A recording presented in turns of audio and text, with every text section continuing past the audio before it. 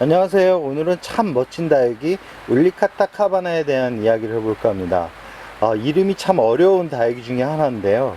이 아이가 처음 국내에서 판매가 되었을 때는 많은 분들이 궁금했습니다. 얼굴 모양을 봐서는 이거 라우이 아닌가? 라는 생각을 많이 하게 된 품종 중에 하나인데요. 정확하게는 어떤 다육이가 이 아이와 접목을 해서 나와 있는지는 모르겠는데요. 이 생김새는 라우이와 흡사합니다. 똑같다라고는 말씀드릴 수 없는데, 이 특히 성장하는 특징이나 물주기, 병충해, 더구나 이 뽀얀 백분의 이 오렌지빛 물듬은 정말 라우이라고 생각하시면 되는데요. 이 울리카타 카바나의 특징이 입이 동그랍니다. 더 동그랗고 더 통통합니다. 이게 보시면 확연하게 볼 수 있는데요. 이 지금 울리카타 카바나 지금 영상에 나오는 모습이고, 다음 영상에 라우이를 보여드리겠습니다. 지금 영상에 보이는 아이가 라우이입니다.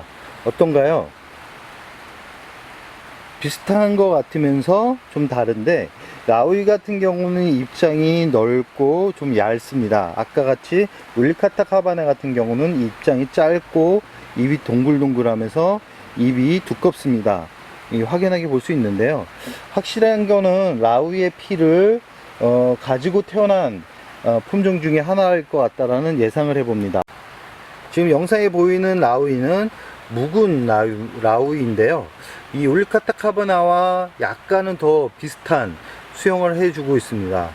이 홍시 느낌의 색감으로 이렇게 물이 들어가는 모습도 아까 울리카타 카바나와 너무 흡사한데요. 이렇게 입장의 모습이 약간은 다른 것을 확인할 수 있습니다.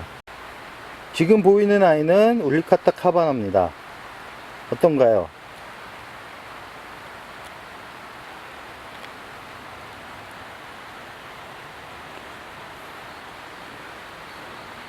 확실히 다른 얼굴을 보여주고 있는데요. 이렇듯 울리카타 카바나는 라우이와 비슷한 얼굴을 보이고 있지만 전혀 다른 느낌으로 많은 분들의 사랑을 받지는 못했습니다. 사랑을 받지 못했는데, 저 같은 경우는 키울수록 참 매력적인 품종이다 라고 말씀드릴 수 있으며, 다육이를 약간은 좀 다른 사람들과 약간은 다른 품종을 키워보고 싶다라고 생각을 하신 분들은 이런 수영을 가진 아이들로 한번 키워보는 것을 추천드립니다. 울리카타 카바나 같은 경우는 라우이처럼 이 땅바닥에서 부터 크는 아이가 아니라 이렇게 줄기가 형성되는 품종입니다. 아까 라우이와는 완전 다른 느낌이죠. 라우이는 몇 년을 키워도 땅바닥에 붙어 있습니다. 그렇지만 이 울리카타 카바나 같은 경우는 웃자람이 좀 있는 것 같은 느낌을 받습니다. 이 아이가 대략 1년 6개월 정도 성장을 한 모습인데, 처음에는 땅바닥에 붙어 있을 정도의 키였다면 1년 6개월 동안 키다리 아저씨가 된 모습을 확인할 수 있습니다. 라우이는 번식이 아주 매정할 정도로 자구가 나오지 않는데, 이 울리카타 카바나 자체는 그러니까 자구가 잘 나오는 이 특징이 있습니다. 같은 피를 받은 것 같은데 이렇듯 약간은 다른 성장세를 보이고 있는데요. 그러나 같은 이 특징이 있습니다. 같은 특징이 뭐냐면 물을 그렇게 좋아하지는 않는다 라고 말씀드리고 싶습니다. 물을 좋아하지 않기 때문에 과도한 물주기는 이 물음병으로 예쁜 아이들을 보낼 수 있기 때문에 성장기 봄, 특히 이 울리카타 카바나는 라우이처럼 겨울에 더 많은 성장을 하는 것 같은 느낌을 받습니다. 추우면 뽀얀 백분과 핑크빛 얼굴이 더 강하게 느껴지는데요. 정확하게 동용종인지 하행종이라고 말씀드릴 수는 없지만 이 추운 계절에 더 잘 자라는 느낌을 받았습니다. 물 또한 이 봄, 가을, 겨울에도 저 같은 경우는 물을 주면서 키웠지만 이 환경이 받쳐주지 않는 분들은 겨울에 물 주는 것을 그렇게 추천드리고 싶지는 않습니다. 아까도 말씀드렸듯이 동용종에 가깝기 때문에 이 물을 가을 성장기에는 2.5주 정도만 주신다 그러면 큰 문제가 없이 키울 수 있는 품종입니다. 가격대는 초창기에는 되게 비쌌습니다. 얼굴 하나에도 3만원이 넘는 품종이었는데요. 수입 들어온 두들레아에 비하면 그렇게 비싼 다육이는 아니지만 국민이의 피를 받고 있는 품종 중에는 꽤 비싼 다육이 중에 하나였다라고 말씀드릴 수 있습니다. 그러나 현재 울리카타 카바나 같은 품종이 잘 나오지 않기 때문에 거래가 활발하게 움직이진 않지만 이 정도 아이도 한 15,000원에서 한 2만원이면 충분히 구할 수 있다라고 말씀드릴 수 있습니다. 울리카타 카바나 분갈이는 대략적으로 가을에 해주는 것을 추천드립니다. 봄보다는 가을에 분갈이를 해주는 게 이 아이가 무름병이 오는 것을 예방을 할 수 있습니다. 이렇게 백분이 이렇게 있고 핑크빛 얼굴 하고 있는 아이들 같은 경우는 무름병이 올 가능성이 다른 다육이에 비해 좀 높습니다.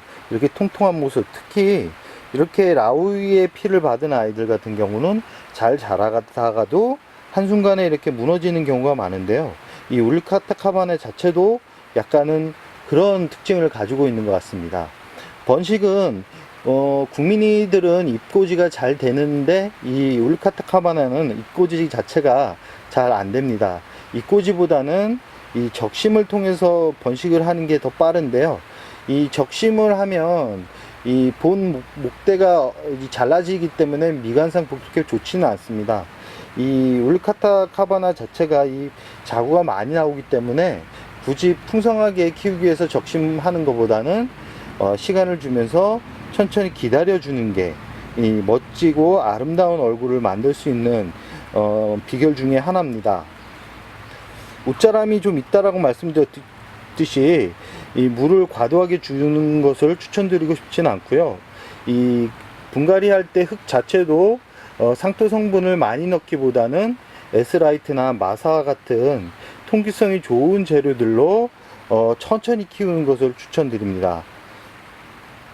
울리카타 카바나는 이 병충해의 강한 모습을 보여주고 있지만 이 꽃대가 생장점에서 나오는데 꽃대 줄기가 아주 두껍게 나옵니다.